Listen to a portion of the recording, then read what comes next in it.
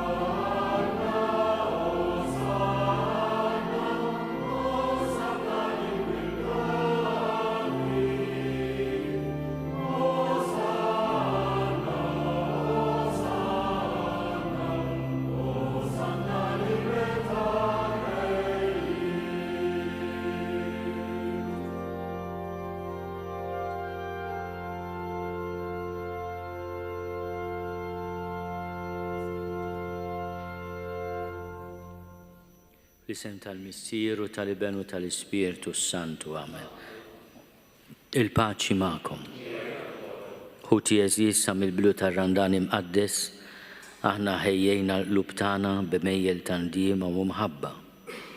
Illum jiġbarna hawn flimkien biex mal-Knisja kollha nagħtu bidu għaċ-ċelebrazzjoni tal-Misteru tal-Għid tal-Mulej. Jiġifieri l-Misteru tal-Passjoni ta' Sidna Ġesu Kristu u tal-qawmin tiegħu mill-imwiet. Kien għalhekk li Ġesu daħal Ġerusalemm biex itemm dan il-misteru. Għalhekk fidi sħiħa u b'qalbna kollha inġeddu t-tifkira ta' din id-daħla għas-salvazzjoni tagħna. Nimxu wara l-Mulej biex il-grazzja ta' Alla nissieħbu ma' Kristu fit-tbatija u s-salib tiegħu ħalli jkollna wkoll sehem miegħu fil-qawmien għall-ħajja. Nitolbu. U Alla ta' dejjem li tista' kollox bil-barka tiegħek qaddes dawn il-frijaj biex aħna li nimxu ferħana wara Kristu Sultan iseħħilna naslu f'Ġerusalemm ta' dejjem bis-saħħa tiegħu u li għajxu jsaltan għal dejjem ta' dejjem. Amen.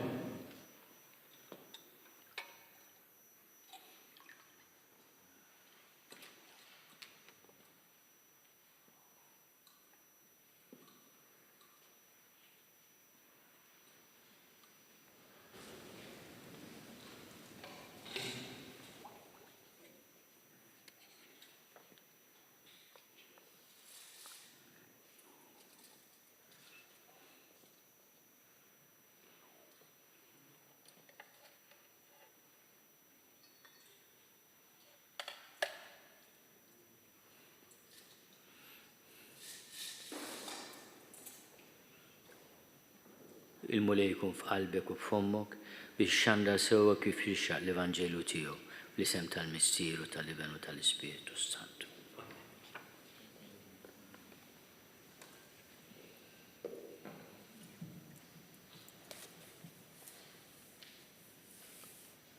Qari mill-Evanġelju Mqaddes skont San Mark.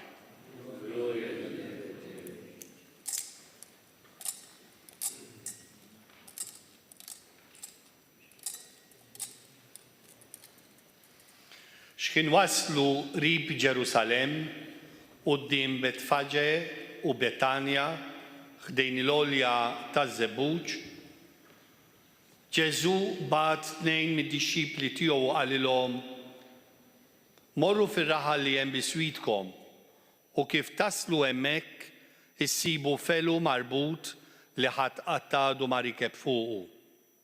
Ħolluh u ġibuh. Jekk xi ħadd jistaqsikom dan kif qegħdin tagħmluh, għajdulu il-mulej jeħtieġu u malar jerġa' jibagħtu hawn. Marru u sabu felu marbut ħdejn bieb barra fit-triq u ħallewh. Xi wħud minn dawk li kien hemm qalulhom: x'intom tħolluh tagħmlu dak il-felu? Huma weġbuhom kif kien qalilhom Ġesu u dawk ħallewhom jagħmlu.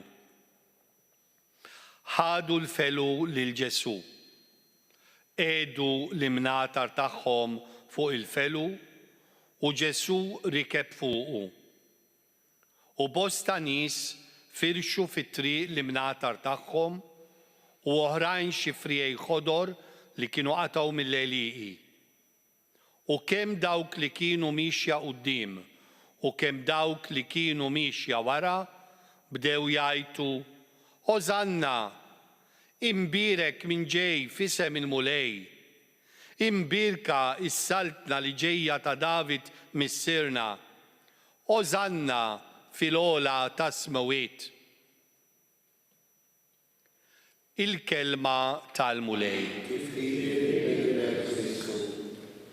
U Ġeżis nimxu bis-sliem u ngħidu bil-ferħ lil Ġesu kif darba għamlet il-kotra tal-Ludija.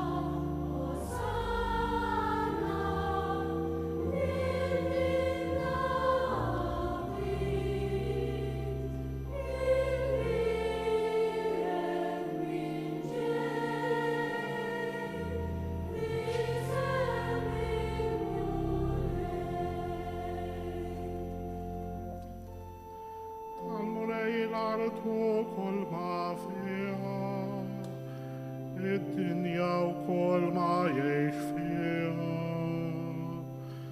أشوفوا البخرة وقافة وفوق إشمعيار والطاقة يتفضلوا تفرشوا للبسي تحطهم في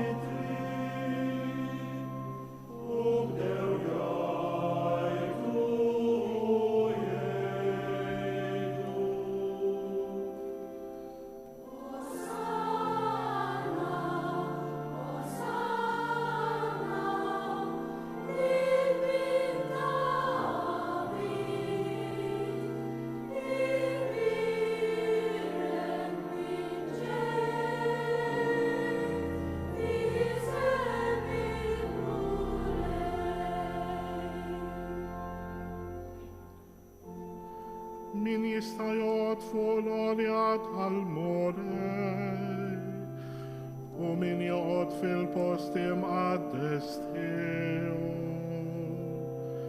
Min caminando y dehendafo albosafia من ما تشره الفروع وان اسمعها في الأرض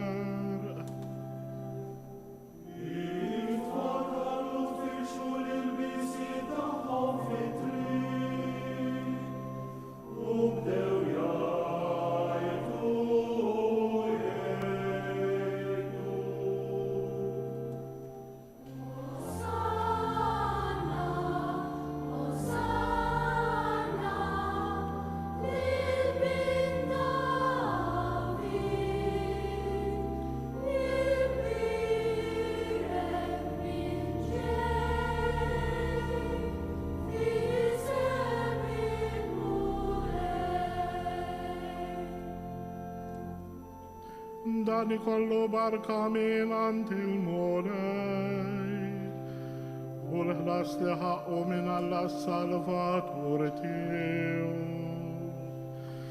da non niselta dauk li fecciul vice callata Jacob.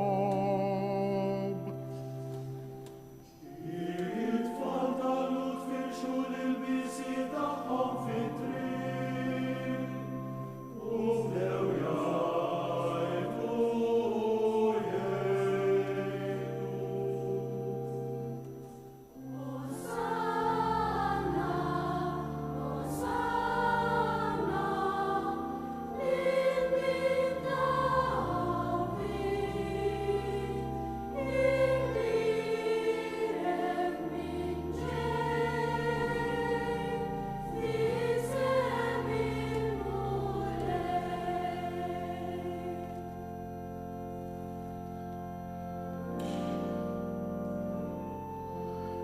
Trafau bibin in fatho in tom bibin ta deem Hallit kholi sultan tal gloria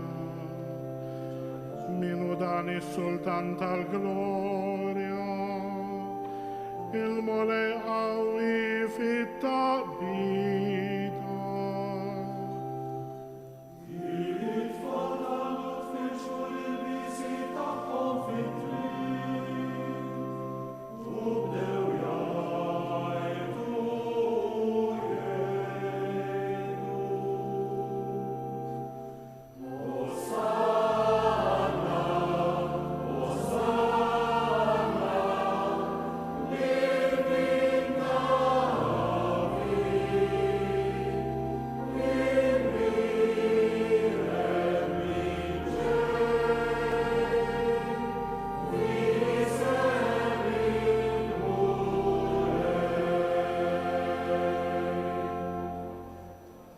nitolbu. U Alla ta' dejjem li tista' kollox inti lilna l-bnedmin tajtna eżempju ta' umiltà. Meta rid li s-Salvatur tagħna jsir bniedem bħalna u jieħu l-mewt tas-salib. Fil-ħina tiegħek agħtina li s-sabar tiegħu ikun ta' tagħlima għalina u li jistoqilna nissieħbu miegħu fil-qawmien għall-ħajja. Bibnek Ġesu Kristu Sidna li Alla u miegħek jgħixu jsaltan fl-imkien mal-Ispiritu Santu għal dejjem ta' dejjem.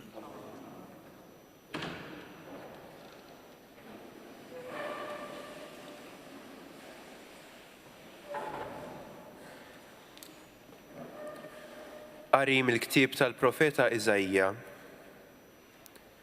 Sidi l-mulej tani l-sin ta' wieħed jitgħallem biex naraf nejn lill-lajjien b'xi kelma. Ta' kull filgħodu jqajjim li l-widinti biex nisma' bħal wieħed jitgħallem. Sidi l-mulej fetaħ li widinti u jien ma webbistx rasi, ma rġajtx lura. Tajt dari lil dawk li kienu jsawtuni, ħaddejja lil dawk li kienu jnitfuli l-ħiti, ma ħbejtx wiċċi mit-tajjir u l-bżieq. Sidi l-mulej jgħinni, għalhekk ma nitħawwaċ. Għalhekk għamilt wiċċi bħażniet, jien naf li ma jkollix imniex nistħi. Amini. Deo grazia.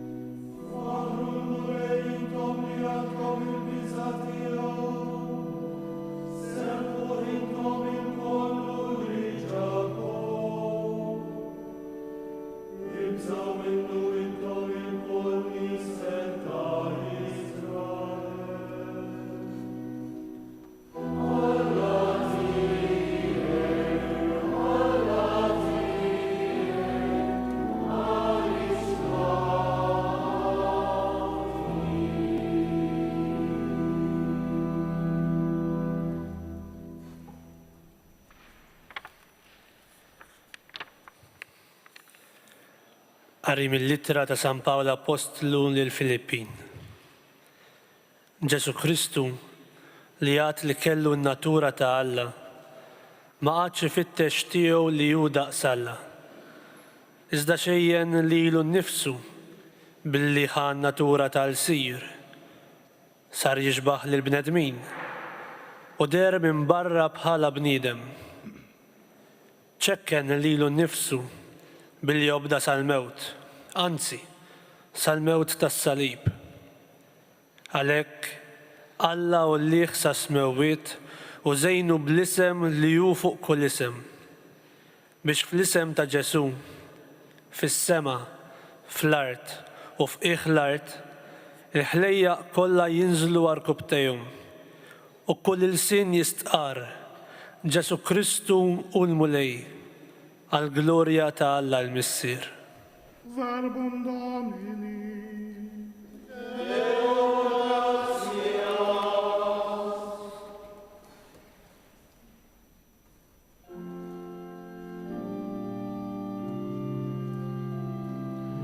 Gloria te fir, gloria te fir, gloria te fir, lila Cristo. Gloria te fir, gloria te fir, gloria te fir, lila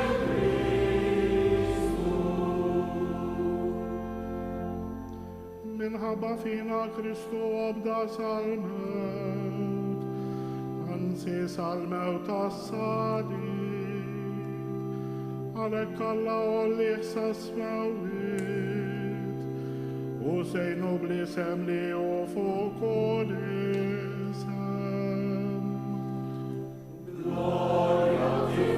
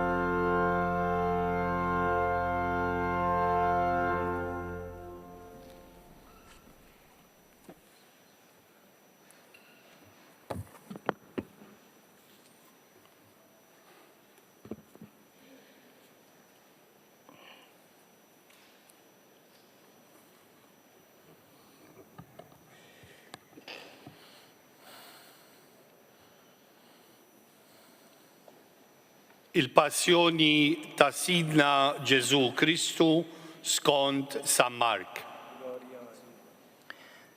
Kienet baqa jumejn għal-lejt u għall-azmi. U l-qassisin il-kbar u l-kittiba dew ifittxu kif jaqbdu lil Ġesu bil-qerq ta' moħħhom u jagħtuh il-mewt. Għax bdew jgħidu mhux għall-festa li ma tqumx rewwixta fil-poplu. Ġesu kien qiegħed jiekol anċmun il-lebruż f'Betanja. Daħlet mara vażett tal-alabastru biż-żejt fuq ta' nard pur, jiswa ħafna. Kisret on il-vażett u ferret iż-żejt fuq ras Ġesu. U kien hemm xi wħud li bdew jitmasħnu bejniethom u jgħidu Dal-ħala kollu ta' fwieħa għalfejn. Dil-fwieħa seta' tiġġib aktar minn 300 dinar u jingħataw lill-foqra. U bdew jeħduha magħha. Imma Ġesu qal Ħalluha, għala qegħdin iddejquha. Ħaġa tajba għamlet miegħi. Il-foqra issibuhom dejjem magħkom u tistgħu tajnuhom kull meta tridu. Imma lili mhux dejjem se ssibuni magħkom. Hi għamlet li setet dil-kitli ġismi bil-fwieħa għad-difna minn qabel. Tassew ngħidilkom li kull fejn jixxandar l-Evanġelju fid-dinja kollha li għamlet din jingħatu wkoll b'tifkira tagħha. Imbagħad Ġuda l-Iskarjota wieħed mit-tnax mar għand il-qassisin il-kbar biex jagħtihom lil Ġesu f'idejhom. Għal din l-aħbar ferħu ħafna u weduh li jagħtuh xi flus. U hu beda jfittex il-waqt tajjeb biex jagħtihom lil Ġesu f'idejhom.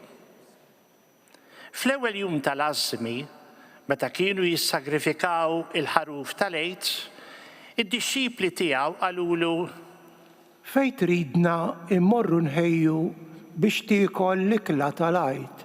Imbagħad u bat tnejn mid-dixxipli tiegħu u qalilhom Morru l-belt u tiltaqgħu ma' raġel Ġorġa r-ilma. Morru warajh u għajdu lil sit id-dar ta' fejn tarawh dieħel. Għalhekk li mallem fejn hi l-kamra tiegħi li fiha nista' niekol l-ikla tal-għajt mad-dixxipli tiegħi. U hu jurikom kamra kbira fuq, mamra u lesta. Ħejjulna hemmhekk. U d-dixxipli marru u daħlu fil-belt u sabu kollox kif inqalilhom hu u ħejjew l-ikla tal-għejd. Għal-ħin ta' filgħaxija Ġesu ġie ma' 12 u kif kienu fuq il-mejda jieklu qal, tassew ngħidilkom li wieħed minnkom ser jitradini, wieħed li qiegħed jiekol miegħi. Umma bdew isewdu qalbhom u wieħed wara l-ieħor staqsew Jaqgħu jien? qalilhom Wieħed mit-tnax li qiegħed ibilli l-ħobż fil-platt wieħed miegħi. Għax bin il-bniedem imur kif hemm miktub fuqu, imma ħażin għalih dak il-bniedem li permezz tiegħu bin il-bniedem ikun moti f'idejn l-edewwa. Kien ikun aħjar għalih dak il-bniedem li kieku ma twieled xejn. Huma u jieklu ħal-ħobż f'idejh. Qal il-barka, qasmu, newwilulhom u qal. Ħudu dan u ġismi. Imbagħad ħal-kalċi f'idejh, ratt il-ħajr u newwilulhom u l-koll xorbu minnu. U qalilhom Dan huwa demmi, id-dem tal-patt li jixxerret għal ħafna. Tassew ngħidilkom li ma nixrobx iżjed mill-frott tad-dilja sa dakinhar li nixrob imbiġdid fis-saltna ta' Alla. Imbagħad kantaw is-salmi u ħarġu lejn il-għolja ta' żebbuġ. U Ġesu qalilhom Il-koll ser titħawdu għax hu miktub nidrob ir-raj u n-naċ jitferxu. Imma wara li nqum mill-mewt immur il-Galilea qabilkom. qallu Pietru Ukoll jekk jitfixkel kulħadd, jiena ma nitfixkilx. qallu Ġesu Tassew ngħidlek li llum dal-lejl stess qabel ma s-serduq ikun idden darbtejn int tkun ġaġ ħadni 3 darbiet. Iżda Pietru tenna bil-qawwa kollha. Le, ma niċħdekx, anqas jekk ikolli mmut miegħek. U l-oħrajn ukoll kollha qalu l-istess. Waslu f'qasam jismu Ġetsemani u qal lid-dixxipli tiegħu Oqgħodu bil-qiegħda hawn sakemm nitlob. u ħamijaw il-Pietru u lil-Ġagbu u lil-Ġwanni u bdew jaħkmuh il-biża' u d-dwejjaq. Qalilhom Inħossni mnikket għal-mewt. Ibqgħu hawn u issru. mexa kemm xejn il-qudiem. Jinxteħed fl-art u talab li jekk jista' jkun titwarrab minnu dik is-sija. U qal Abba, missier, kollox jista' jkun għalik. Biet minni dan il-kalċi. Iżda mhux li rrid jien, imma li trid int. ġieħdejhom u sabhom reqdin u qal lil Pietru X'mun rieqet, ma flaħċ tisar sija waħda. Issru u jitolbu biex ma tidħlux fit-tiġrib. L-ispirtu iva jrid, imma il-ġisem dajjef. u reġa' mar u tenna l-istess talba. Mill-ġdid ġie u għal darb'oħra sabhom reqdin għax għajnejhom kienu tqal binas u marfux x'jaqbdu jgħidulu. Ġie t-tielet darba u qalilhom Torqdu is-sawt istrieħu biżżejjed. Is-sija waslet, araw li bin il-bniedem se jkun moti f'idejn il-midinbin. Qumu, ejjew imorru. Ara, dak li ser jitradini u fil-qrib. minnu fih kif kien għadu jitkellem wasal Ġuda, wieħed mit-tnax, b'ġema' nies miegħu armati bis-sjuf u l-bsaten, mibgħuta mill-qasisin il-kbar u mill-kittiba u x-xjuħ. Issa, dak li kien se jitradih kien tom sinjal minn qabel u qalilhom Dak li mbusu huwa hu, aqbduh u morru bih ma' sess tajjeb. ma li mbagħad wasal baqa' sejjer fuqu u qallu Rabbi, u biesu. U ma meddew idejhom fuq u qabduh. Imma wieħed minn dawk ta' madwaru silet is-sejf ta' daqqa bih il-qaddej tal-qasis il-kbir u qatalu widintu. Ġesu dar fuqhom u qalilhom: Iskom Krixtu għal xi ħallil armati bis-sjuf u l-bsaten biex taqbdu lili. Jien kuljum kont inkun fostkom fit-tempju nagħallem u ma żammejtunix. Imma dan kollu ġara biex isseħħ l-Iskrittura. Imbagħad id-dixxipli tiegħu kollha telquh u ħarbu. Wieħed żagħżugħ mar warajh imgeżwer bliżar biss fuq xejn u qabduh. Iżdud telqilhom il-liżar f'idejhom u ħaraperi. Ħadu l-Ġesu għand il-qassis il-kbir u nġabru l-qassisin il-kbar kollha u x-xjuħ u l-kittieba. Pietru kien baqa' miexi warajh mill-bogħod sa ġo l-palazz tal-qassis il-kbir u qagħad bil-qiegħda mal-qaddejja ħdejn in-nar qasħana. Il-qassisin il-kbar u s-Sinedriju kollu bdew ifittxu xhieda kontra Ġesu biex jagħtuh il-mewt u ma sabux. Tassew li kien hemm ħafna li xedu bil-qerq kontra tiegħu, imma x-xhieda tagħhom ma kinitx taqbel. Imbagħad qamu xi wħud jagħtu xhieda qarrieqa kontra tiegħu u qalu: Aħna smajnih jgħid jiena inħodd dan it-tempju mibni bl-idejn u fi 3 ijiem nibni ieħor li ma jkunx mibni bl-idejn. Imma x-xhieda tagħhom anqas f'dan ma kienet taqbel. Imbagħad il-qassis il-kbir qam f'nofs il-ġemgħa u staqsa lil Ġesu: Xejn ma twieġeb? X'inhuma jiġdu dawn kontra tiegħek? Iżdu baqa' sieket u ma wieġeb xejn. Mill-ġdid il-qassis il-kbir staqsih u qallu: Inti l-Messija bin l-imbierek? Ġesu wieġbu: Jienu u intom qed taraw lil bin il-bniedem bil-qiegħda in-naħa tal-lemin tal-qawwa u ġej fuq is-sħab tas-sema. Imbagħad il-qassis il-kbir ċarrat lil biss ta' fuq u qal: Xi ħtieġa għandna iżjed ta' xhieda? Id-dawwa smajtuha, x'jidrilkom? U kollha qatawilu li kien ħaqqu il-mewt. Imbagħad xi wħud bdew jobsqulu fuqu, jattulu wiċċu, jagħtuh bil-ponn u jgħidulu: Aqta' min? U l-qaddejja bdew jagħtuh bil-ħarta. Waqt li Pietru kien isfel il-ġewwa mid-daħla tal-palazz, ġiet waħda qaddejja tal-qassis il-kbir. Kif rat lil Pietru qiegħed tasħana, waħlet għajnejha fuqu u qaltlu: Intu kol kont ma' Ġesu ta' Nazzaret? Imma hu ċaħad u qal: Ma nafx, minix nifhem x'inti tajt? U ħareġ il-barra fid-daħla tal-palazz u s-serduq id-den. Il-qaddejja ratu u reġgħet tittejt lil dawk li kienu hemm: Dan wieħed minnhom? U mill-ġdid ċaħad. Wara ftit dawk li kienu ħdejh reġgħu qalu lil Pietru: Tassew, int wieħed minnhom għax intu kol mill-Galilija.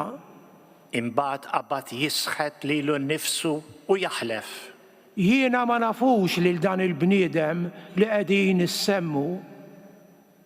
Minnu fih isserduq id-den għat-tieni darba. Pietru ftakar fil-kelma li kien qallu Ġesu: Qabel ma s-serduq jidden darbtej, inti tiċħadni 3 darbiet. U nfex jibki. Filgħodu kmieni, il-qassisin il-kbar iltaqgħu malajr max-xjuħ u mal-kittiba u mas-Sinedriju kollu biex jiftehmu bejniethom. Imbagħad rabtu lil Ġesu, ħaduh u tawh f'idejn Pilatu. Pilatu staqsih: Inti s-sultan tal-Lut? U hu wieġeb u qallu: Inti qed tgħidu il-qassisin il-kbar dew jaqilgħu ħafna akkużi kontra tiegħu. Iżda Pilatu reġa' saqsih: Ma twieġeb xejn.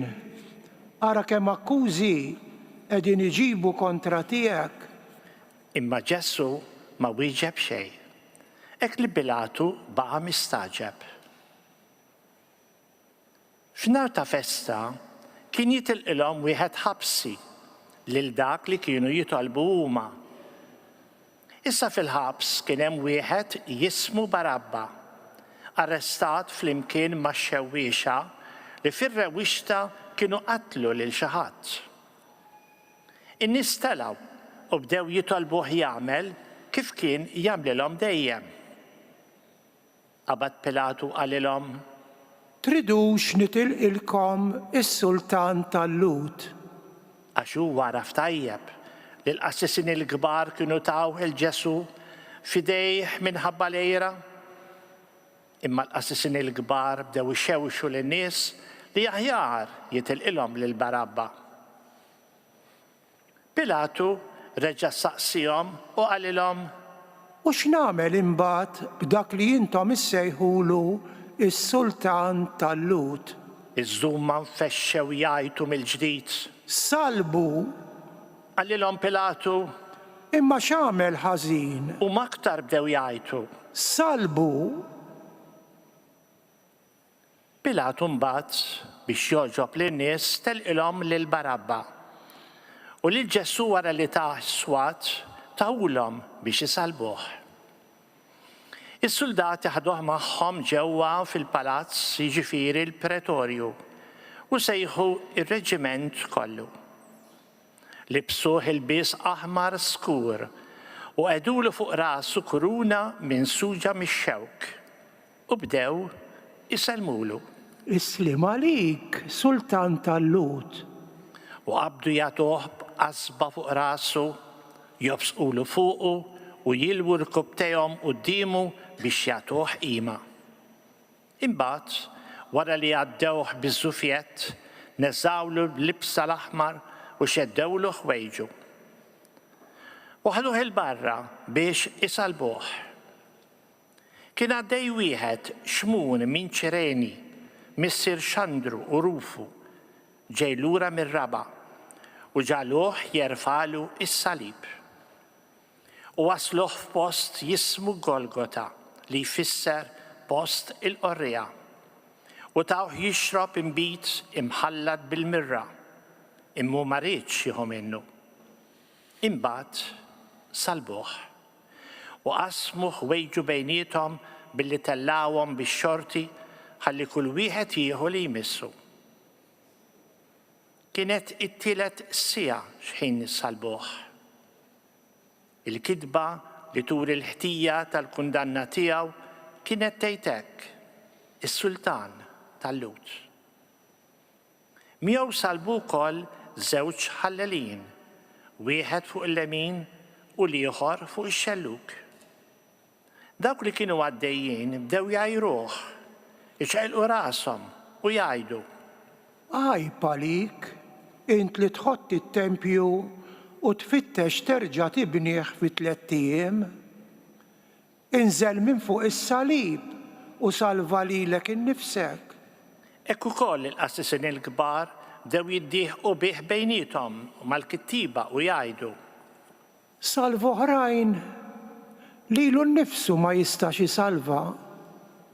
Ħajinżel issa l-Messija, is-Sultan ta' Iżrael, minn fuq is-salib biex aħna naraw u nemnu. U dawk li kienu msalbin miegħu bdew imaqdruh huma wkoll. X'in saret is-6 sija waqgħet dalma kbira fuq il-pajjiż kollu sa 9 sija. U fid-9 sija Ġesu għajjat bleħen qawwi: Eloi, Eloi, lema sabaqtani. Li jfisser: Alla tiegħi, għaliex tlaqtni. Xut minn dawk li kienu hemm kif semgħu qalu: Ara, qiegħed isejjaħ il-Elija. u mar wieħed jiġri xappa b'sponża bl-imbit qares u ħala f'tarf ta' qasba u taħ jixrob fil-waqt li qal stennew ħanaraw jiġi Elija iniżlu. imma Ġesu għajjat għajta kbira u rat ruħu.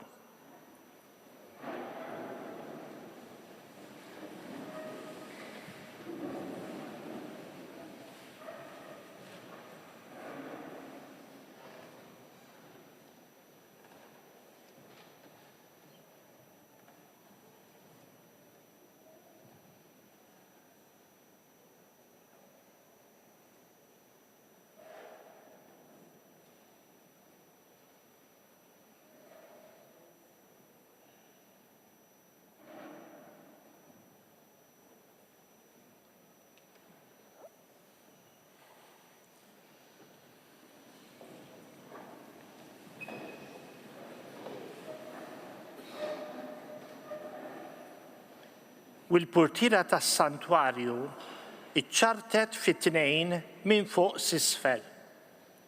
Iċ-ċenturjun li kien wieqaf biswietu meta raħ jgħajjat u jmut hekk qal Dan il-bniedem kien tassew bin Alla.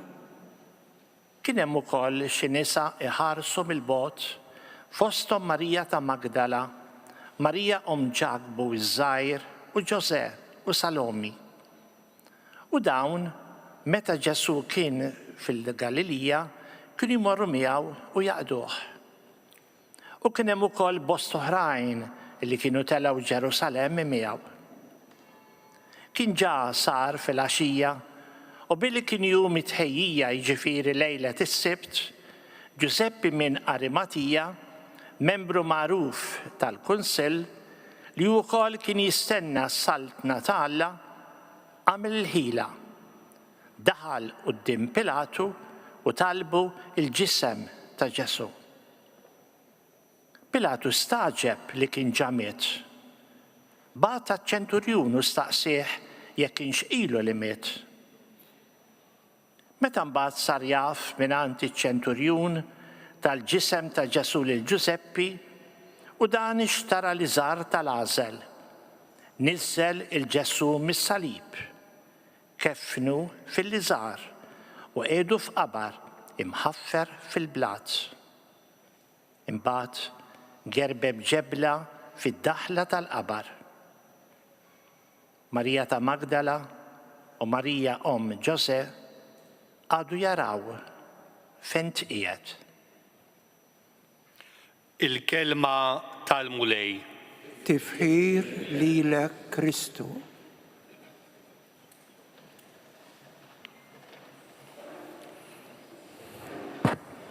Permettu li noffri riflessjoni qasira ispirata minn dar ir-rakkont kommoventi tal-passjoni tas-Sinjur ta' Ġesu Kristu skont San Mark.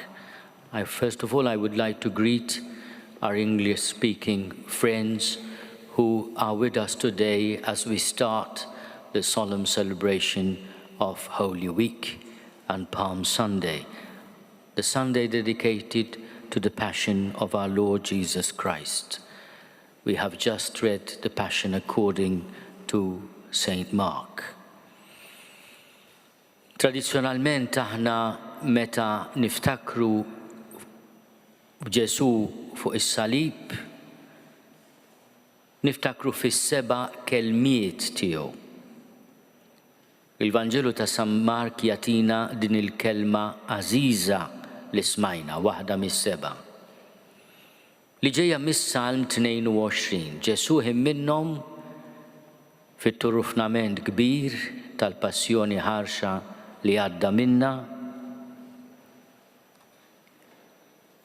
jislet vers mis-Salm 22 u jitolbu Alla tiegħi, Alla tiegħi, għaliex tlatni.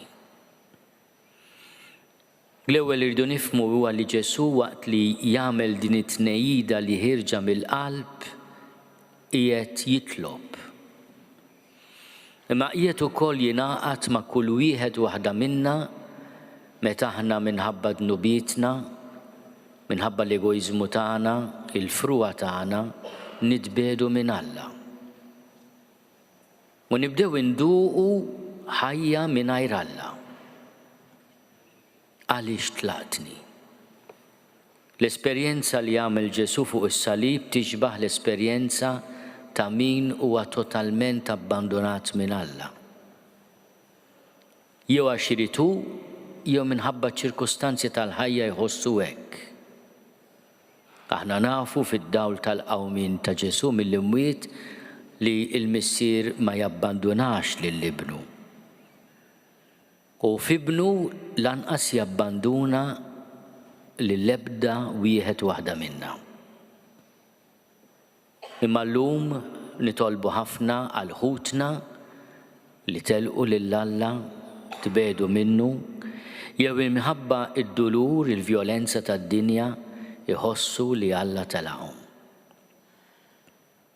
Niftakar meta żort Oświęcim bil-Polakki u nkella Auschwitz bil-Ġermaniż, il-kamp tal-konċentrament fil-Polonja fejn inqatlu miljuni ta' Lut. Min kienet jigwidana għallinna hawnhekk il-Lut jgħidu aħna ma nitolbux hawn, għax hawnhekk Alla insina, Alla telaqna. Imma dak il-bost ta' turufnament fejn il-poplu ta' Alla fis-seklu li għadda ħass li Alla telqu nsieħ, hemm ċella ċkejkna fejn miet San Massimiliano Maria Kolbe. U f'dik iċ-ċella ikun hemm dejjem xema tixel. Tifkira ta' dan is-saċerdot li talilu nnifsu biex raġel ta' familja ma joqtluhx u qatlu lilu, miet fl-14 ta' Wissu. Meta nagħmlu l-festa tiegħu. U dak huwa sinjal ta' min anke fil-mument iżjed mudlam u ta' abbandun jibqa' jemmen li Alla miegħu. Aħna ma nistgħux ma niftakrux fil-vittmi ta' tant vjolenza, ta' tant gwerer, dan il-ħadd, il-palm u l-ħadd tal-Passjoni tal-Mulej. Niftakru fil-mijiet ta' vittmi tal-aggressjoni fl-Ukrajina, il-mijiet ta' vittmi fil-Palestina, l-art fejn għex Ġesu, l-ostaġġi li mietu minn Iżrael. Koħsib tagħna jmur ukoll lejn il-vittmi innoċenti tal-attentat terroristiku ta' Mosca fil-jiem li għaddew. Nies innoċenti li marru għal mument ta' mistrieħ u divertiment li spiċċaw vittma ta' vjolenza qarrieqa f'isem Alla. Li ma' Alla iġal il-bniedem jobod tant. U għalhekk nitolbu llum bil-merti tal-passjoni ta' Ġesu biex jiftassew il-mulej ħennalina u jfejja il-pjagi tar-Ruħ tagħna. U aħna u ninaqdu mal-għajta tiegħu nitolbu li xil-mulej fil-ħina tiegħu jeħlisna mill-esperjenza li nitbedu minn Alla u li lill-Alla ma nitilħu ħadd. Tħallini qatt mulej nitbiet minnek.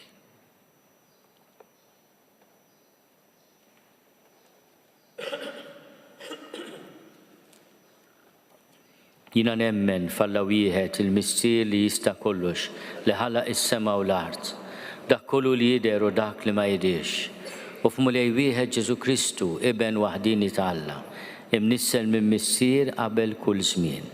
Alla minn Alla, dawl minn dawl, Alla veru minn Alla veru, imnissel mhux magħmul, natura waħda mal-missier u bih sar kollox. Niżel mismewiet għalina l-bnedmin u għall-fidwa tagħna. U ħal-ġisem bis-seta tal-Ispiritu Santu minn Marja Verġni u sar bniedem. Salbu ħalina baħta taħt Ponzju Pilatu, miet u difnuh. U fit-tielet jum qam minn bejn l-imwiet skont il-kodba mqazza. U tela s-sema u qiegħed fuq il-lemin tal-Missier. U għandu jerġa' jiġi bil-glorja biex jagħmel ħaq mill-ħajjin u mill-mejtin. U s-saltna tiegħu ma jkollix tmiem. U fl-Ispirtu Santu molej li jagħti l-ħajja, li ġej mill-Missier u mill-Liben, li hu meqjum mweġġa' flimkien mal-Missier u mal-Liben, u li tkellem f'fomm il-profeti. U fi Knisja waħda, qaddisa, kattolika, apostolika. Nistqarma mudija waħda l-maħfra tad-nubiet u nistenna l-qawma mill-imwiet u l-ħajja ta' żmien li ġej. Amen. L-aħweżis illum qegħdin niċċelebraw l-imħabba kbira li Alla juri magħna. L-iktar blotja sieħa ta' ibnu l-waħdini li ma stmerx imut għalina fuq salib. Fiduċja kbira lil Alla li jrid biss il-ġid ta' kulħadd ejjew resqu qudiemu it-talbiet tagħna.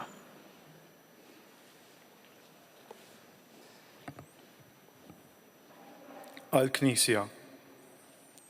Missier Qaddis, ibgħat l-Ispirtu tiegħek fil-Knisja biex ma tieqaf qatt tħabbar lill-bnedmin tad-dinja il-ħelsien li jgawdi min jerfa' salibu u jimxi wara ibnek.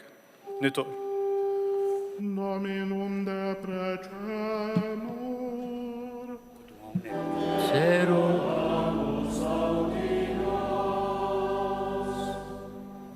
Għal-mexxejja tal-ġnus. Missier, ta' seta' bla tarf, inta fda tmexxija tal-ġnus fidejn il-bnedmin. Għati id-dawl lil dawk li għandhom xi awtorità biex imexxu lil popli fit-triq tal-ġustizzja, l-għaqda u l-imħabba. Dominum de precemur.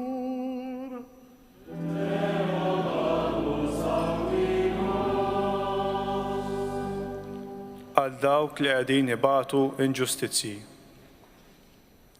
Missier ġust, kun ma' dawk il-bnedmin li qed jiġu abbużati minħabba l-kilba l-flus jew għas-seta' u għejnhom jiksbu d-dinjità tagħhom ta' wliedek mifdija bid-demm ta' ibnek. Dominum de precemur.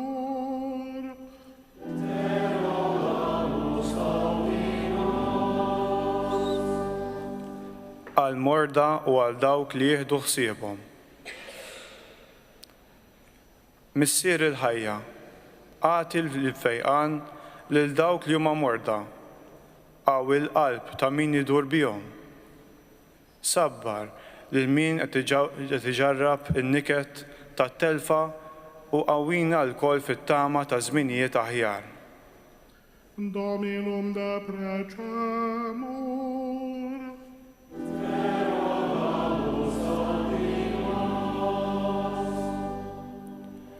Għal dawk li ma jemnux u jinsabu l-bot minn Alla.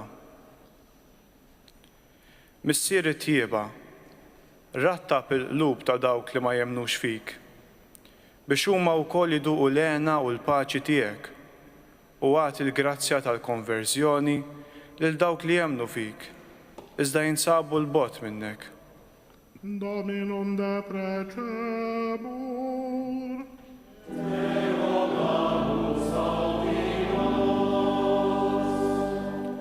Għalina l-koll. Missier ta' mħabba bla tmiem, għati li jenna l-koll li nifmu iżjed il-qilala tal-passjoni u l-mewt ta' ibnek biex nqumu mill-ħajja ħażina tagħna għat-tannieqa ta' paċi miegħek. Dominum de precemur.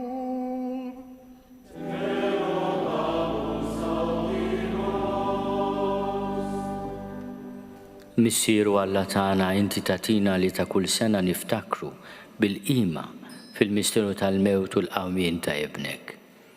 Isma' dawn it-talbiet li qed nagħmlulek minn qalbna u għatina li kif qed imbagħtu ma' ibnek hekk ukoll inqimu miegħu f'jum il-qawmien bi Kristu Sidna.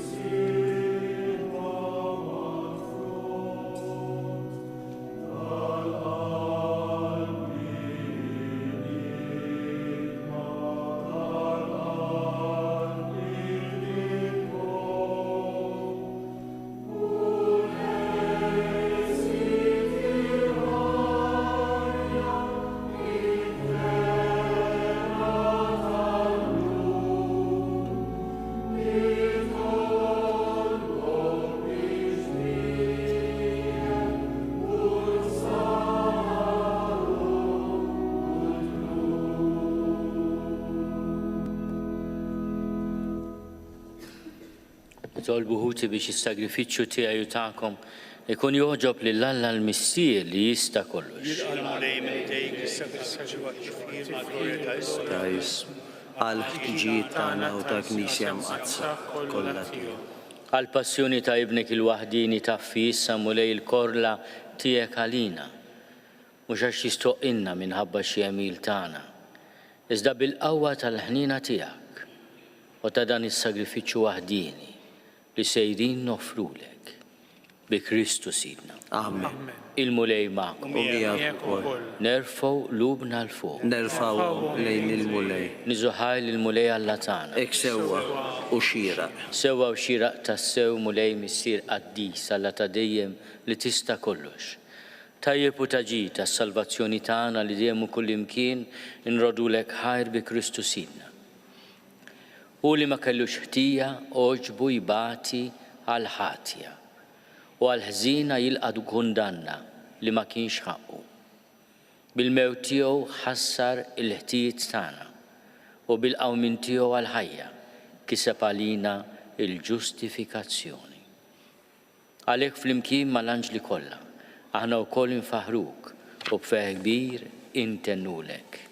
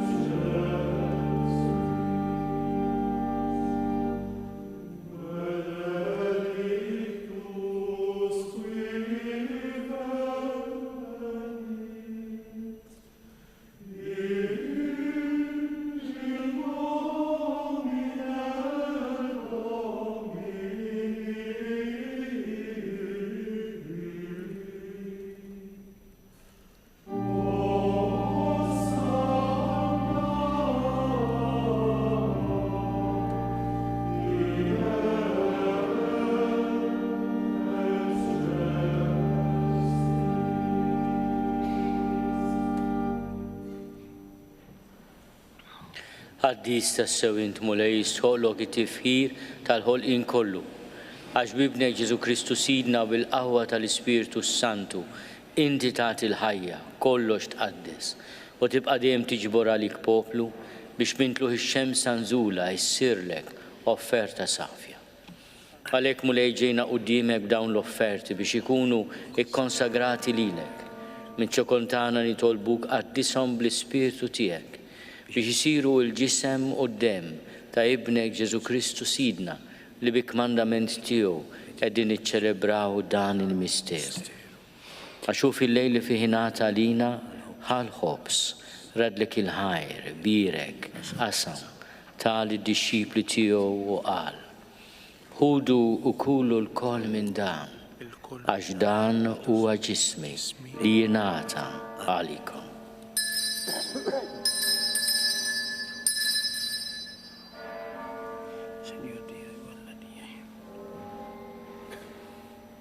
Ekku kol wara li klaħal kalċi radlek il-ħajr, birek tal id-dixxipli tiegħu u qal, ħudu u jxorbu minnu l-koll.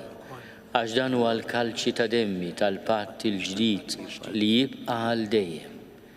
Id-dem li jxerret għalikom u għal-bnedmin kollha għal maħfra ta' dnubiet. Għamlu dan tifkira tiegħek.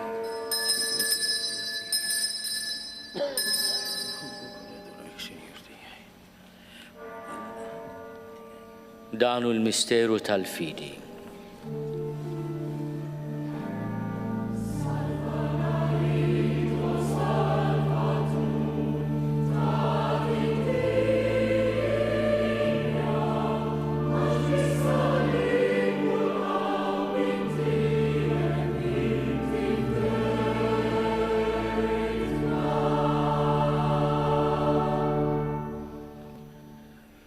Għalhekk mulej aħna u nagħmlu dan tifkira tal-passjoni li biha ibnek fdina u tal-qawmin u tluħ glorjus tiegħu fis-sema.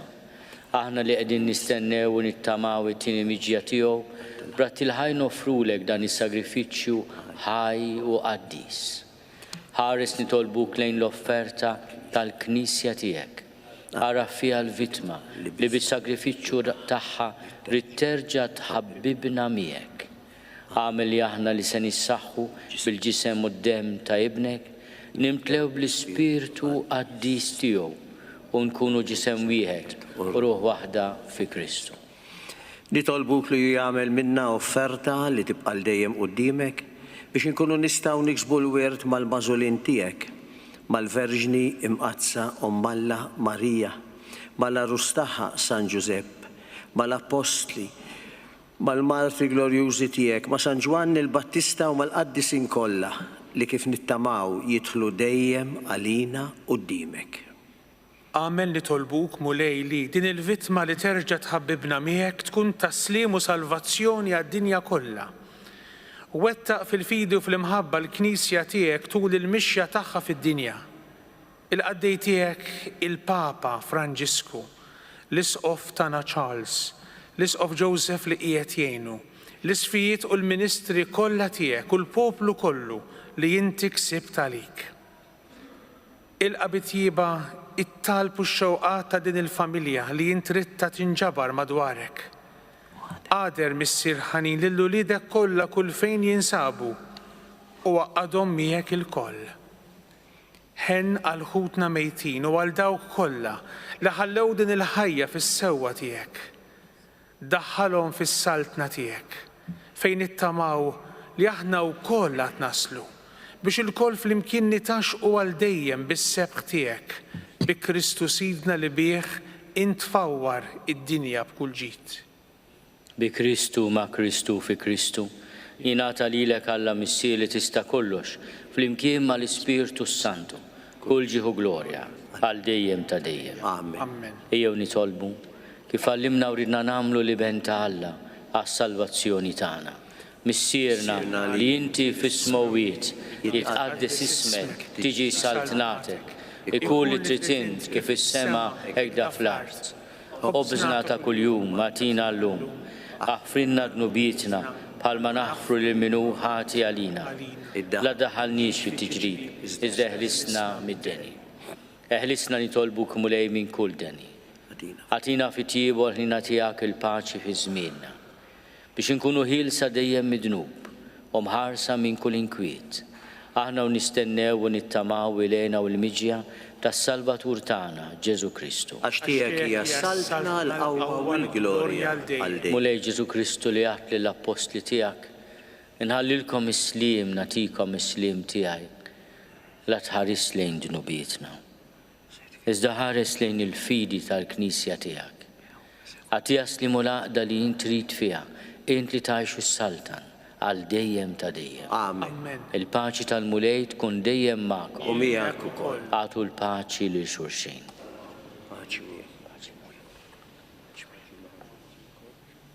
Il-ġisem fl-imkien mad-dem ta' Sidna Ġesu Kristu ikun jiswew lilna li se nitqarbu bihom għall-ħajja ta' dejjem.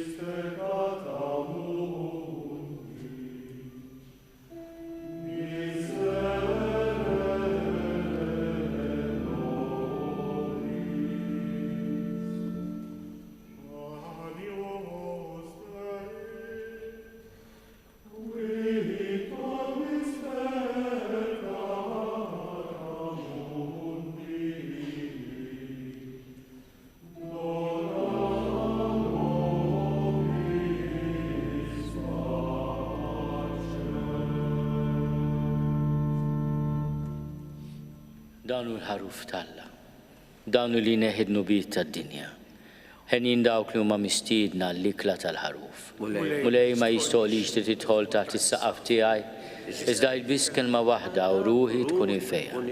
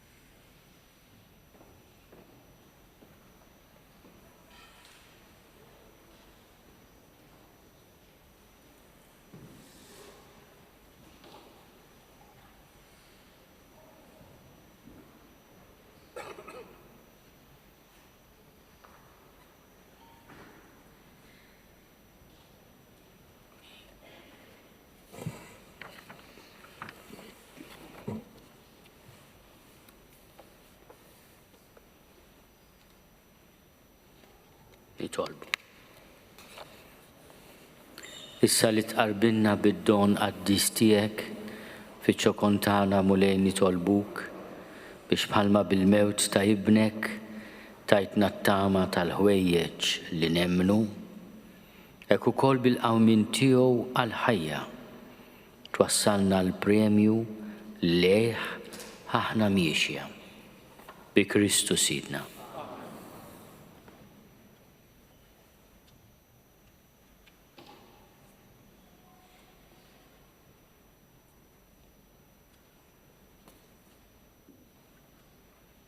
Il-mulej ma'kom.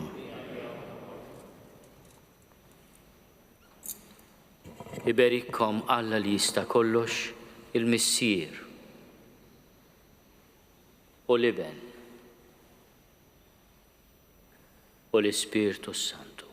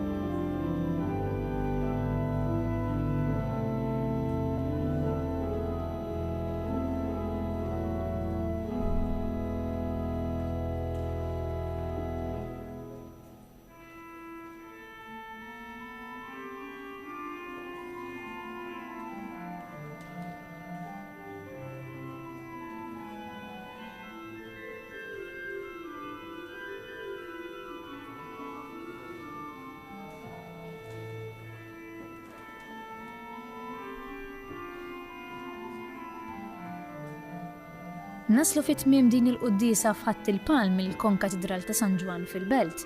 Infakrukom l-ktieb Soter li jiġbor fih talb-Randan il-ġimgħa mqazza u lajt issa jinsab għall-bejgħ. Fil-ktieb hemm talb komunitarju meditazzjonijiet spiritwali li jirriflettu dwar iż-sbuħija tal-passjoni tal-mulej u d-dawl tal-qawmin tiegħu. Il-ktieb jinxtara mill-Kurja tal-Arċisqof il-Furjana jew mill-ħwienet tal-Kotba Kattoliċi kollha.